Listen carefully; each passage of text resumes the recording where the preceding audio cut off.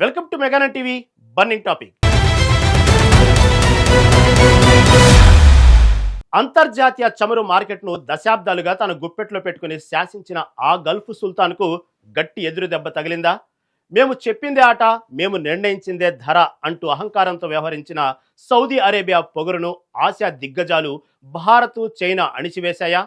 చమురు సామ్రాజ్యంలో అప్రతిహాతంగా సాగుతున్న సౌదీ రారాజు గుత్తాధిపత్యానికి ఎండుగాడు పడే రోజులు దగ్గర పడ్డాయా? అవుననే అంటున్నాయి అంతర్జాతీయ పరిణామాలు. నువ్వు చెప్పేది వినడానికి ఇది అమెరికా కాదు, మా స్వప్రయోజనాలే మాకు ముఖ్యం అని భారత్, చైనాలు తేల్చి చెప్పడంతో సౌదీ పెట్రో సామ్రాజ్యం పునాదులు కదులుతున్నాయి. ఒకప్పుడు ప్రపంచ దేశాల ఆర్థిక ఇంజన్లు నడవడానికి సౌదీ చమురే ఇంధనంగా ఉండేది. కానీ ఈరోజు సౌదీ అరేబియా పెంచిన ధరల బాధుడు ఆ దేశం కొంప ముంచేలా కనిపిస్తుంది.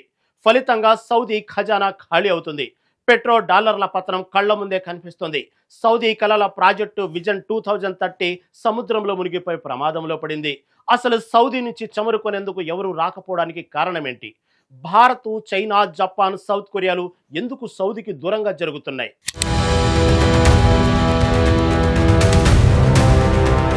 భౌగోళిక రాజకీయాల్లో సౌదీ అరేబియాకు ఎప్పుడూ ఒక ప్రత్యేక స్థానం ఉంది. దానికి కారణం ఆ దేశం కింద ఉన్న అపారమైన చమురు నిధులు. చమురు మార్కెట్ను శాసించే శక్తివంతమైన ఓపీఈసీ కూటమిలో సౌదీదే అగ్రస్థానం. కానీ ఇప్పుడు ఆ గ్లోబల్ పాలిటిక్స్లో సౌదీ అరేబియా తన ప్రాధాన్యతను, పట్టును వేగంగా కోల్పోతుంది. భౌగోళిక మార్కెట్లలో రియాద్ చమురుకు పోటీ విపరీతంగా పెరిగిపోయింది. ఒకప్పుడు సౌదీ వైపు చూసిన కొనుగోలుదారులు ఇప్పుడు ప్రత్యామ్నాయాల వైపు మొగ్గు చూపుతున్నారు. గణాంకాలు చూస్తే సౌదీ గుండెల్లో రైళ్లు పరిగెడుతున్నాయి. సౌదీ నుంచి చమురు ఎగుమతులు క్రమంగా పడిపోతున్నాయి.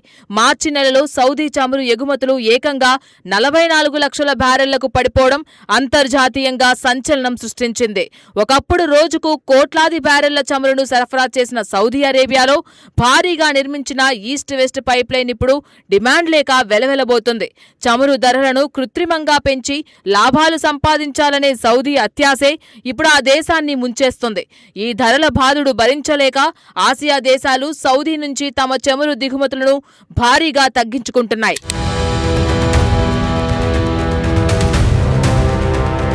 సౌదీ అరేబియాకు అత్యంత పెద్ద మార్కెట్ ఆసియా ఖండం.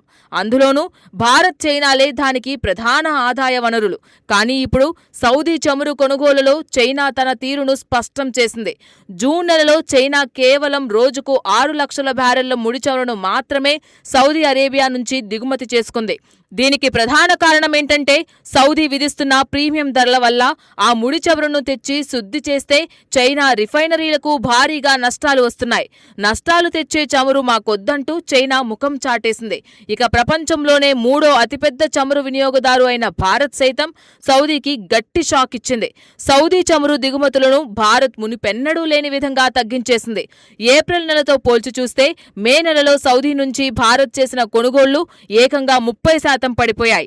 సౌదీ అరేబియా మొండిగా ధరలు పెంచుకుంటూ పోతుంటే ఎంతమాత్రం భరించడానికి ఆసియా దేశాలు సిద్ధంగా లేవు. తక్కువ ధరకే ముడి చమురు ఎక్కడ లభిస్తే ఆయా దేశాల వైపు మొగ్గు చూపుతామని భారత్, చైనా స్పష్టం చేశాయి. రష్యా వంటి ఇతర ప్రత్యామ్నాయ మార్కెట్ల నుంచి చౌకగా చమురు దొరుకుతుండటంతో సౌదీ పెంచిన ధరలకు చెక్ పెట్టాయి ఆసియా దిగ్గజాలు.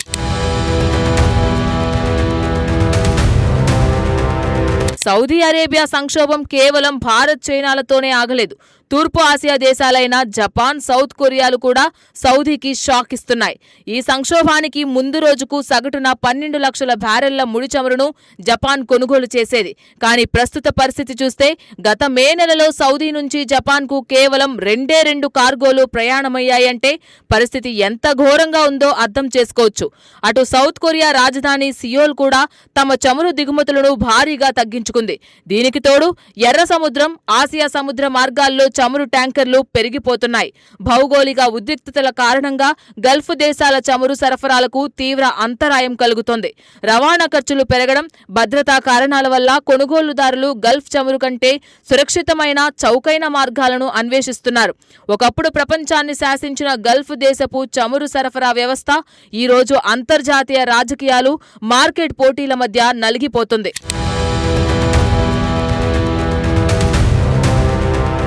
సౌదీ అరేబియా ప్రభుత్వం మొత్తం ఆదాయంలో దాదాపు 70 నుంచి 80% కేవలం చమురు అమ్మకాల ద్వారానే వస్తుంది. అంటే ఆ దేశ మనుగడ అంతా చమురుపైనే ఆధారపడి ఉందన్నమాట. చమురు ఎప్పటికీ రక్షించదని గ్రహించిన సౌదీ యువరాజు మహమ్మద్ బిన్ సల్మాన్ చమురుపైనే ఆధారపడకుండా దేశ ఆర్థిక వ్యవస్థను మార్చాలనే సంకల్పంతో విజన్ 2030 అనే ప్రతిష్టాత్మక డ్రీమ్ ప్రాజెక్టును తెరపైకి తెచ్చారు. టూరిజం, టెక్నాలజీ, నియోమ్ లాంటి అత్యాధునిక నగరాల నిర్మాణంతో దేశాన్ని కొత్తగా ఆవిష్కరించాలని భావించారు. కానీ ఆ ప్రాజెక్టులకు కావాల్సిన లక్షల కోట్ల డాలర్ల నిధులు చమురు లాభాల నుంచే రావాలి. ప్రస్తుత పరిస్థితుల్లో చమురు మార్కెట్ కుప్పకూలుతుండడం, ఎగుమతులు పడిపోవడంతో సౌదీ ఖజానా ఖాళీ అవుతోంది. ఆదాయం దారుణంగా పడిపోతే విజన్ 2030 ప్రాజెక్టులను ముందుకు తీసుకువెళ్లడం అసాధ్యంగా మారుతుంది. ఇప్పటికే నిధుల కొరతతో పలు ప్రాజెక్టుల వేగం తగ్గింది. దేశాన్ని నడపడానికి, భవిష్యత్తు ప్రణాళికలు అమలు చేయడానికి ఆదాయం సరిపోకపోతే సౌదీ అరేబియా తన పౌరులపై కొత్తగా భారీగా పన్నులు విధించాల్సిన దుస్థితి ఏర్పడుతోంది. ఒకప్పుడు పన్నులు లేని స్వర్గధామంగా ఉన్న సౌదీ ఇప్పుడు పన్నుల భారం వైపు అడుగులు వేయక తప్పని పరిస్థితి.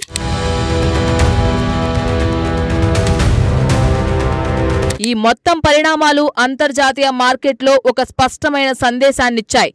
కాలం మారింది, గ్లోబల్ ఈక్వేషన్స్ మారాయి. ఒకప్పుడు అమెరికా వంటి దేశాలు గల్ఫ్ దేశాల చమురు వ్యూహాలకు తలొగ్గేవి. కానీ నేటి ఆధునిక ప్రపంచంలో ఆసియా దేశాలు తమ జాతీయ ప్రయోజనాలకు అత్యంత ప్రాధాన్యత ఇస్తున్నాయి. సౌదీ అరేబియా తన చమురు మార్కెట్ను ఇలాగే కోల్పోతూ పోతే గ్లోబల్ పాలిటిక్స్లో ఆ దేశం తనకున్న గౌరవాన్ని, పట్టును పూర్తిగా కోల్పోవడం ఖాయం. సౌదీ అరేబియాకు ఆసియా దేశాలు నేర్పిన గుణపాఠం ఇదే. మార్కెట్లో మీరే రాజులు కావచ్చు, కానీ కొనుగోలుదారులే దేవుళ్లు. చమురును ఆయుధంగా వాడుకొని ప్రపంచ దేశాలను బ్లాక్మెయిల్ చేయాలని చూస్తే ఆ ఆయుధం తిరిగి తమనే దెబ్బతీస్తుందని సౌదీకి అర్థమైంది. ప్రత్యామ్నాయ ఇంధనాలు, చౌకైన ముడి చమురు మార్కెట్ల వైపు ప్రపంచం వేగంగా అడుగులు వేస్తుంది. ఇప్పటికైనా సౌదీ అరేబియా తన మొండితనాన్ని వీడి వాస్తవాలను గ్రహించకపోతే ఆ పెట్రో సామ్రాజ్యం చరిత్ర పుటలకే పరిమితమైనా ఆశ్చర్యపోనక్కర్లేదు.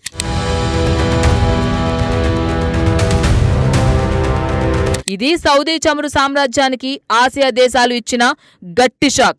అత్యాశకు పోయి ధరలు పెంచిన సౌదీకి భారత్, చైనాలు తమ కొనుగోళ్లను తగ్గించి సరైన సమాధానం చెప్పాయి.